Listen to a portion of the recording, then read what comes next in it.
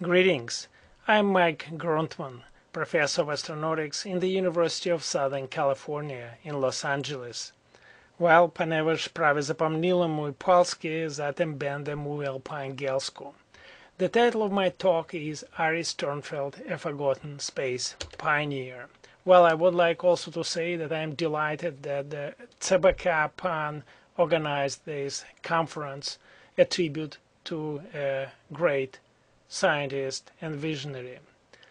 So let me start. The field of science and engineering dealing with spaceflight describes itself by two different words: astronautics in the United States, Western Europe, Japan, and cosmonautics in the Russian language countries.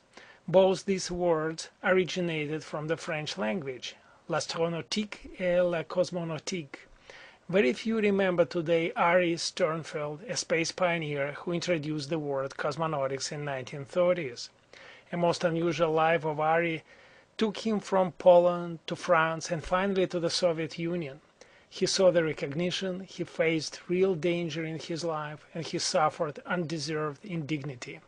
Well, his life reflected the turbulent history of the 20th century.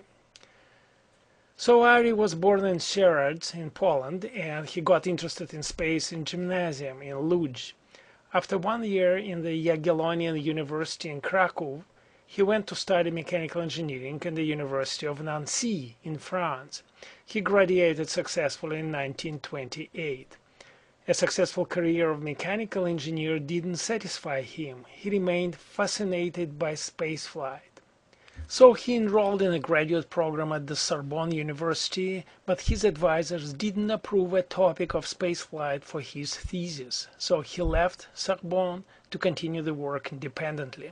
The photo on the left shows Ary Sternfeld in France in 1932. So about at this time he published his first two articles about space. It was in 1930. Out of all places, in the newspaper of the French Communist Party, L'Humanité. Ary wrote there, "It will be a socialist society that will master space." Actually, as early as in his high school years, Sternfeld became involved in socialist movement. His elder sisters influenced the young Ary. Also in Paris he met and married Gustava, a schoolmate of his sisters, who was also a member of the Communist Party. So he went back to the home of his parents in Łódź, where he worked on the manuscript Initiation à la cosmonautique, Introduction to Cosmonautics. Without hope to publish it in his native Poland, he went again back to Paris and submitted the manuscript for the Rep Hirsch Award. In a second more about that. So he gave two presentations at the meetings of the Academy of Sciences. In one presentation he introduced novel transfer to a point near the central body based on a counterintuitive feature of orbital mechanics, perhaps his greatest science achievement. Well, we should call this transfer Sternfeld transfer. Finally, on June 6, 1934, the French Astronomical Society bestowed on Ary the Rep Hirsch Encouragement Award. Well, after that he published a number of articles in trade journals, and he used the word cosmonautics in the title. Well, a figure on the right shows the cover page of his manuscript Initiation à la cosmonautique. So now about the Rep Hirsch Award. Rep was the nickname constructed from the initials of Robert Esnault-Pelterie. Esnault-Pelterie was the famous French aviation pioneer. He introduced the joystick to control the airplane, four-bladed propellers, safety belts, and other things.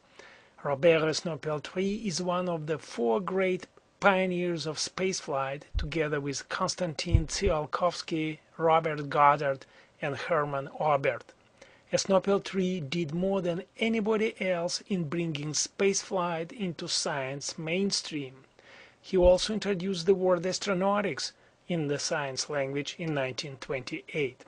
Together with his friend André Hirsch, Peltry supported pioneers of spaceflight in 1920s and 1930s, particularly through the Rab Hirsch Award.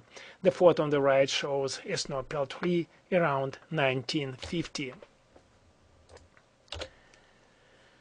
So Sternfeld's ideological and emotional links to the beloved socialist paradise of the Soviet Union further solidified in 1932 when he visited Moscow for 1 month.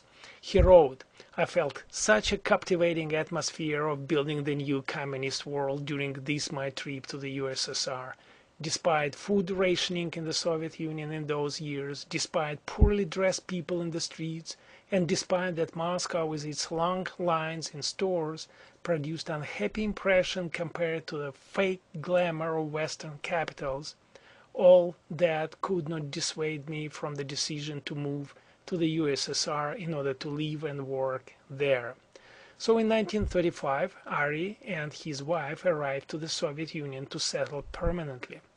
1 month later, Sternfeld joined Moscow's Jet Propulsion Scientific Institute, the famous RNII, Ракетный научно-исследовательский Institute. The military-sponsored institute was formed in 1933 and it consolidated the Soviet effort in jet propulsion. Such Soviet luminaries in rocketry as Zander, Glushko, Korolev, Tikhonravov worked there. In the institute, Sternfeld worked on rocket dynamics, motion of the rocket vehicles and atmosphere and other topics, but he was also heavily involved in preparation for publication of his award-winning manuscript Initiation à la cosmonautique, which was translated in Russian by the deputy director of the institute, Georgy Langemak. In 2 short years, Sternfeld would lose his institute job, and the socialist state of his dream would never allow him to work on rocketry and spaceflight. So in 1937, the leading Soviet publishing house of technical literature, ONT, printed 2,000 copies of Sternfeld's book Введение в космонавтику, Introduction to Cosmonautics. This book was largely based on Sternfeld's original manuscript for which he had received the Rab Hirsch Award. Well, the second edition of this book appeared only in 1974, and when it was republished with 4,200 copies. The figure on the right shows the cover page and the first page of the book published in 1937.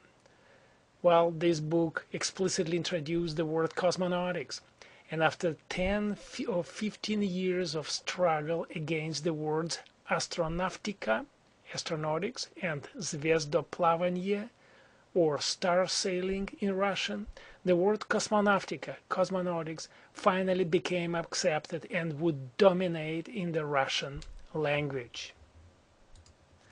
Ary Sternfeld introduced the new word cosmonautics in a pioneering effort of early 1930s. The word is now an official name for a field of science and engineering in his country of choice.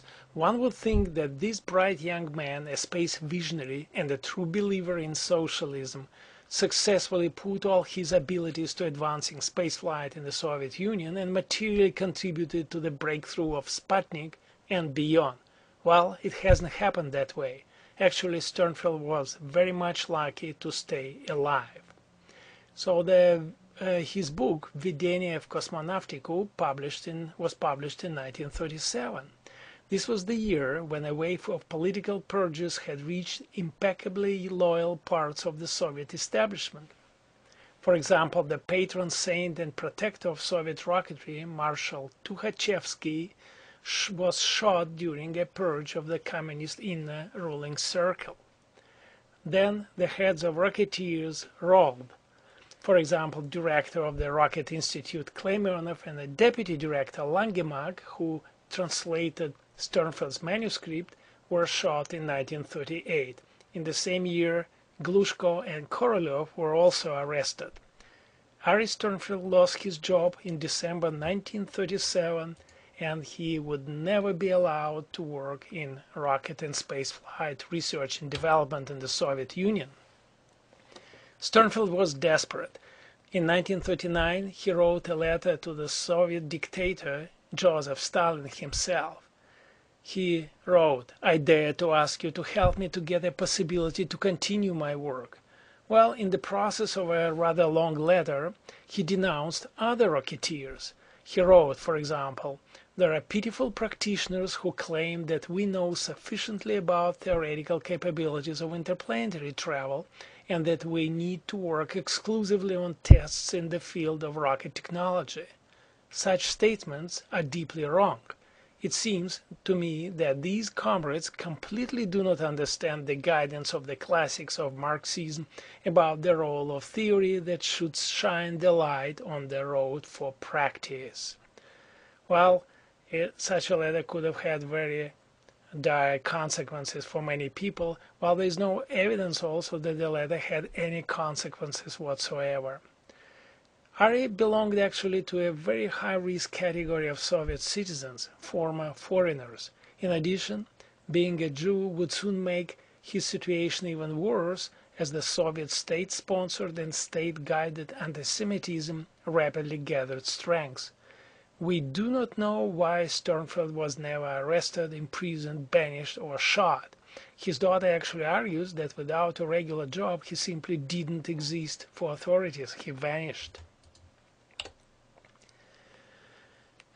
As we already mentioned, anti-Semitism, let us recall that in the late 1940s, many leading Soviet managers, scientists, engineers, writers, doctors, and others professionals were losing their jobs because they were Jews, and some of them perished in the Gulag.